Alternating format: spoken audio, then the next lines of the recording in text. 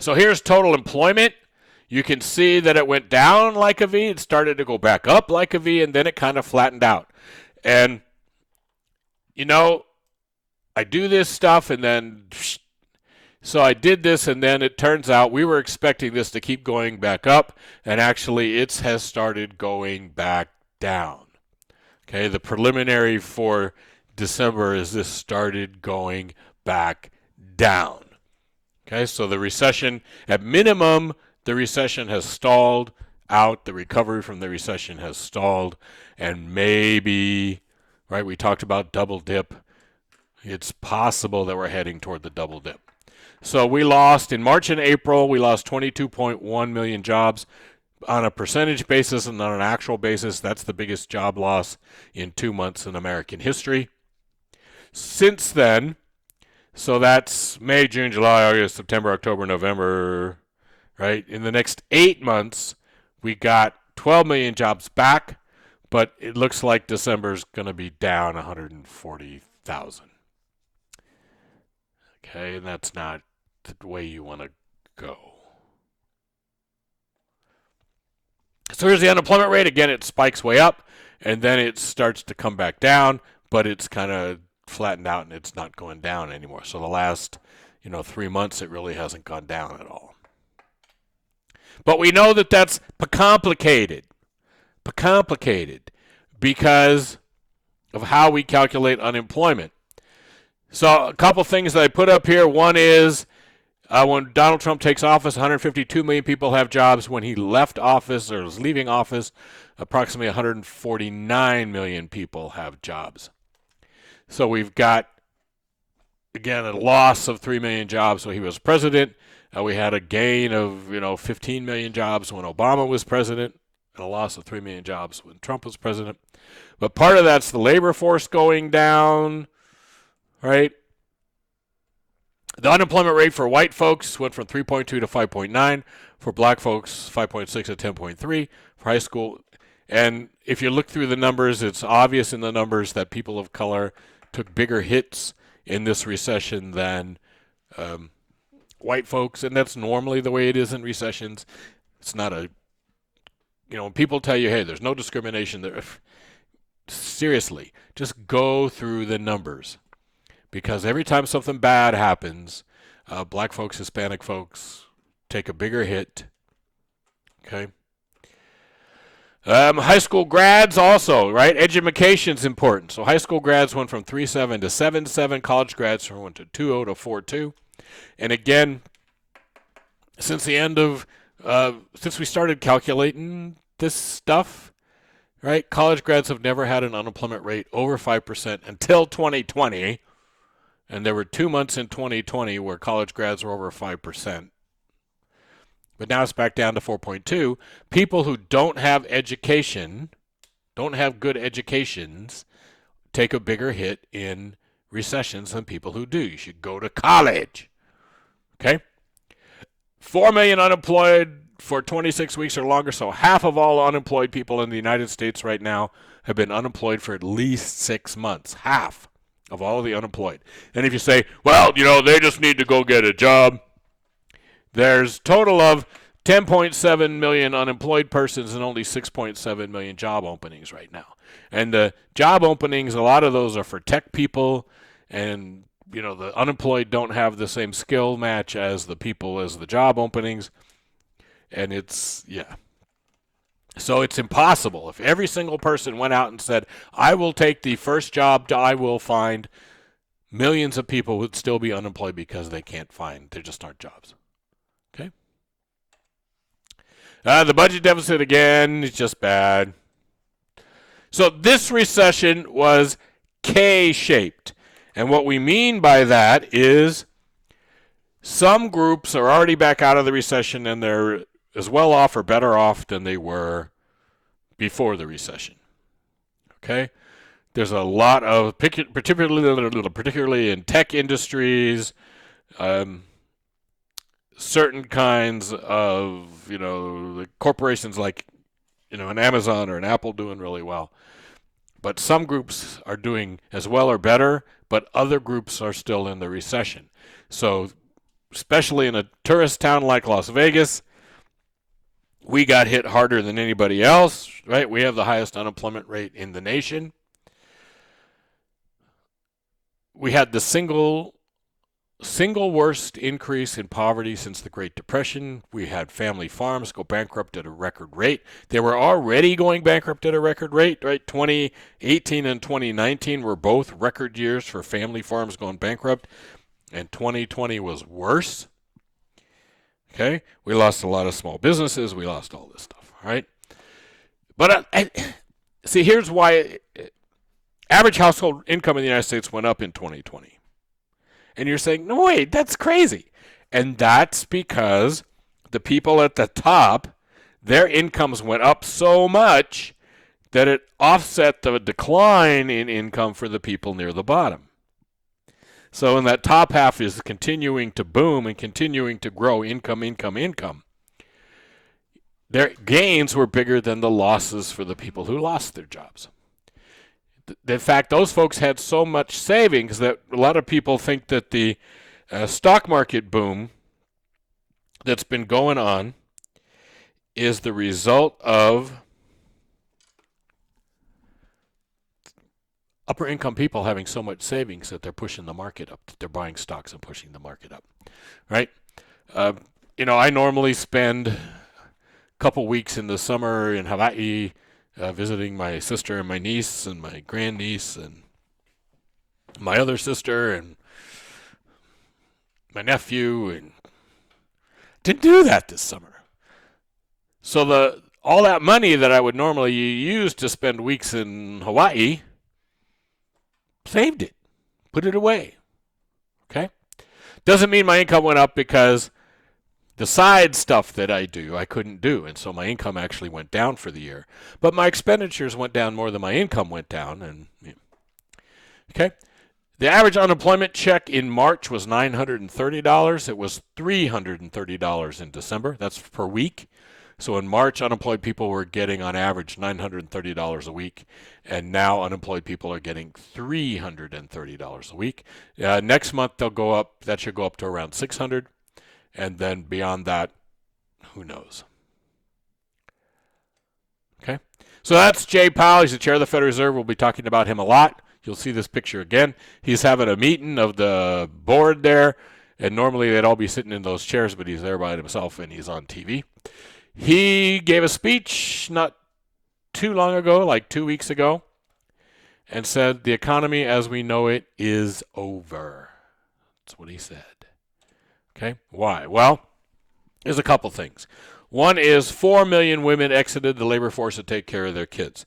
So 4 million women just stopped working, exited their careers. Right? Even if they go back to work, they will have been out of their spot for a year and a half. The people who stayed and kept working will be in a different position. They'll be a year and a half more experienced. This is a real problem. Women always, just like people of color, always take a big hit in the labor force. When bad things happen, women always take that big hit in the labor market. And 4 million, we're talking 4 million women who just exited the labor force. Okay? We lost tons of small businesses. We continue to lose small businesses. We might lose, some estimates are, we might lose half of the restaurants in the country. Lots of small businesses. Not just restaurants, but lots of different kinds of small businesses are going away, and their intellectual property is gone. So this recession's been good for the Amazons. It's been good for the big companies, and we'll talk about that, but it has been terrible for the little guys. Job creation comes from small and medium-sized businesses. United Airlines, they don't look to increase their number of jobs. They look to decrease them. They look to get more efficient and decrease them. The guy who creates jobs is the guy who has one little hamburger stand, and it occurs to him that he could open one on the other side of town too, and now he's got to build a new hamburger stand and he's going to hire more workers. Those are where new jobs come from. In our current economy, new jobs come from small and medium-sized businesses. A guy who starts a cabinet-making firm and makes cabinets, and as his reputation grows or her reputation grows, expand their business. Okay? Jobs do not come in general, not always, but again, in general, job creation is a function of small, medium-sized businesses. We also have all these kids who lost a year or more of school. I don't know what your thoughts are on distance education. I've been doing distance education for a long time, and it's my opinion that some people do just as well or better in distance education, but there's a whole big chunk of people who distance education doesn't work for them, distance education isn't as good for them, and we're going to have a lot of kids from high school coming into UNLV next year who put up with this as their senior year of high school, where you don't usually learn anything anyhow, and they probably have learned less than anything. So it's going to be a really interesting freshman class that comes in next year, and you guys, you're going to go on to your next classes, and your instructors are going to expect you to have learned stuff in your classes this year, and I'm betting that the average learning and retention will not be as good as it has been in the past. Why did we lose all those jobs in the 2000s? Well, turns out that we lost 80% of them to robots. Okay? And it's estimated that 40% of all the jobs in the whole country that exist right now within 20 years could be replaced by robots. So we need to think about our future economy, the job growth. We need to change our whole education system. We need to change our whole economic thinking to deal with how people get jobs and how people get careers and what they are. But, grocery stores are going to be more and more automated, more and more people who shopped online and had, Amazon or Vons deliver their groceries, they're probably still going to have a lot of deliveries going on. And hotels and airports have become more automated over time, and they're getting more and more automated. If you go to a hotel right now and check in, you don't talk to anybody who works for the hotel. You check in online. They give you a room number. Your phone is your room key. You check out on your phone. You don't need to talk to human beings, and they need fewer workers. Do we need cab drivers in the future? I'm betting no. Factory workers are being replaced. College professors, there's going to be a big push to keep doing high levels of distance education, to increase the amount of distance online education, more and more online courses, which means you need fewer and fewer college professors. Right? Last semester, they just kept adding me students. And I had 2 sections, then I had 400 and something students. Okay? You're going to see giant online classes with 1,000, 2,000, 3,000 students, and maybe a professor at UCLA teaching for in 6 states all at the same time with a bunch of grad students in those states helping those students. So the world can really change here, and it's not good for the job market. It's not good for job creation unless we change what we do. We need more and more students in college thinking about being entrepreneurs, starting their own businesses. We need kids in high school being trained so that when you graduate from high school, you have a skill, you did something technical, vocational, or you got, you've got something that would let you do something other than go to work at Burger King. Just saying. 16% of all U.S. corporations are zombie corporations heading into this pandemic. What we mean by that is interest rates are really low. The Federal Reserve has kept interest rates way, way, way, way too low. And we'll talk about this more and more as we go on during the course of the semester.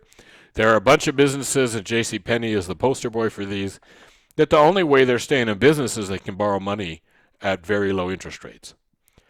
Lots and lots of those companies are going, right? You're seeing lots of clothing retailers, lots of other companies going because they're zombies. They shouldn't have existed in the first place. They should have gone bankrupt years ago, and it's only these really bizarrely low interest rates that have kept them alive. In Vegas, what we're seeing is those really low interest rates have changed the model here, and so Caesars doesn't own Caesars Palace. Blackstone owns Caesars Palace.